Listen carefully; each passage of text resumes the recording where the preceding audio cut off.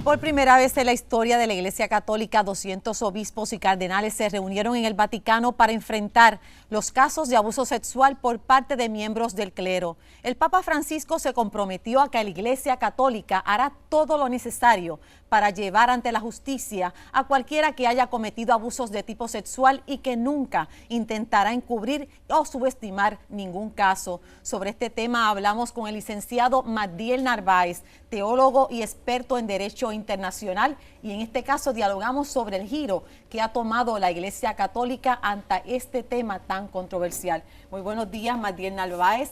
Bienvenido aquí a Noti6 360 y un abrazo fraternal porque nos conocemos hace años, ¿verdad? Así es. Buenos días, Rosadelia, y buenos días al público que nos escucha también. Uno de los últimos casos más vistos en las noticias fue el del cardenal Philip Barbain, que todavía sigue, que recibió una condena de 6 meses de cárcel por no denunciar el abuso sexual por parte de un sacerdote por más de 25 años. Y lo que colmó la gota antes, ¿verdad?, de que el Papa hablara, fue el escrito de la autora Luceta Escarafia, que habló sobre las denuncias de abuso sexual que sufren monjas y mujeres laicas devotas a la religión. Es correcto. Ante este anuncio, ¿estaba la iglesia o ya está tarde en denunciar esto? Este es un problema que viene ocurriendo hace muchísimo tiempo. Y aquí esto se fragmenta por lo menos en 3 partes. La primera parte en un papa que asume una responsabilidad pública, tanto en escritos, porque a mí ha ocurrido en cartas, como en conferencias y también ante el público en general. Segundo, la estructura de la iglesia que no está aparentemente preparada para asumir todos los cargos que hay. Y tercero, que no se ha dicho qué va a pasar con las víctimas.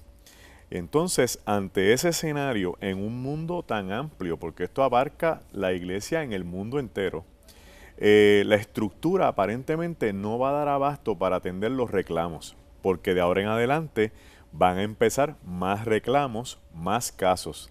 Se enfrentan también a otra situación que es la especulación.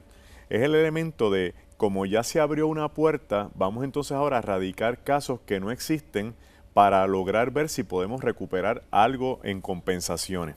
El otro problema que hay también en el asunto es que este no es un mero issue a nivel de iglesia, es un asunto a nivel legal, de Estado, porque estamos hablando de actos delictivos.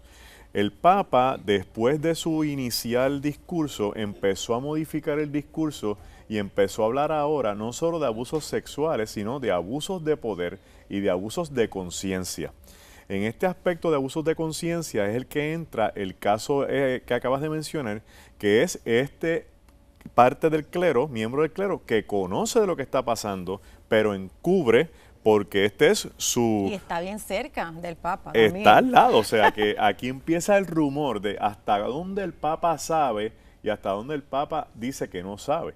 Y entonces en esta amalgama, la iglesia que componen las personas están en este signo de interrogación de qué es lo que va a suceder. Aquí en Puerto Rico no se ha dicho prácticamente nada, porque la cumbre que hizo el Papa era precisamente para que todos los obispos y cardenales hicieran en sus respectivos países una acción. ¿Qué ha pasado aquí? Porque esto no cubre nada más la Iglesia Católica, cubre otras iglesias también. Sí, episcopal, entre otras. El problema es, Rosa, que cuando un papa hace una denuncia como esa, tiene que filtrarla a través de un comité de cardenales, que funcionan como si fuera un comité ejecutivo, para que pueda emitirse una orden oficial. Eso no ha ocurrido.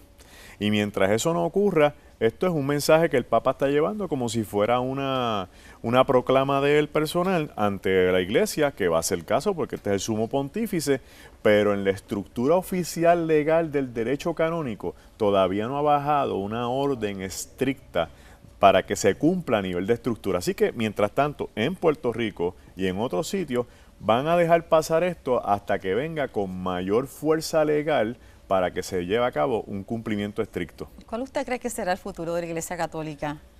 La Iglesia Católica se enfrenta a varios retos en este tiempo. Primero, los asuntos que tienen que ver con el aborto. los asuntos de las denuncias de abusos sexuales, los problemas económicos que están enfrentando, y si no se hace un reajuste a nivel administrativo que va más allá de la cuestión religiosa, va a haber una situación bien delicada. A eso súmale que la religión de mayor aumento en el mundo, por un 13% por encima, es el Islam. O sea que tras que en su seno tienen unas crisis existenciales, en la base, que es la gente, se está creando un elemento de desesperanza. De hecho, el Papa ha dicho ahora vehementemente que va a llegar hasta las últimas consecuencias. O sea que esto va a ir más allá y le va a traer problemas a él mismo en su cargo. Desde que él llegó al cargo de sumo pontífice, él está teniendo choques grandes porque el Papa Francisco es lo que se llama un Papa de transición. O sea, se escogió una persona como él para ir preparándose para el próximo Papa, para que ese próximo sumo pontífice pudiera estar por lo menos 10, 20 años seguros en la Iglesia Católica. Francisco entonces se ha convertido en la mejor carta de la Iglesia Católica, hablando de la base, no de la estructura política. Estando al día, porque todavía falta el problema del aborto. Estando al día. Entonces, con su constante conferencia, con constante discurso, lo que hace es empujando a la estructura que tomen una decisión.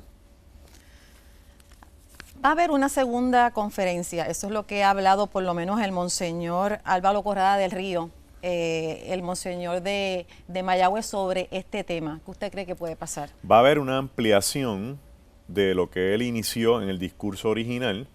Va a haber un discurso un poco más estricto en cuanto a lo que él espera, y va a ser como si fuera un desafío a la estructura para que baje una orden a nivel legal, a nivel de fuerza, para que se cumpla lo que él, como representante de Dios en la tierra, en la Iglesia Católica, está esperando que se haga en beneficio de la Iglesia y en beneficio de las víctimas. Vamos a ver lo que pasa en estos próximos meses, ¿verdad? Si ya en veremos. verdad se hace una segunda cumbre, ¿verdad? Y se hablan más de estos detalles y qué es lo que va a pasar con las víctimas, que eso es lo más importante. Yo espero que la haga.